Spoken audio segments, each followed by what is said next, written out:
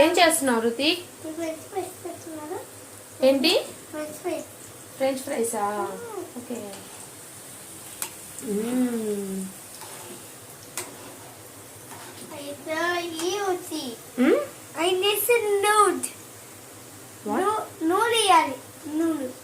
నూనె? అవునా, ఇప్పుడు వేసావు కదా అందులో. అదేంటి, అది నూనె కదా. తర్వాత ఏమేయాలి? ఇంకా ఇంకేమేస్తారు? అవునా, కాలనీయా ఇప్పుడు అవి? నువ్వు తీకు, ఉంచు అందులో ఉంచి, ఇంకా కాలేదు. తీకు, ఇటు చూడు ఒకసారి. నీకు వచ్చా?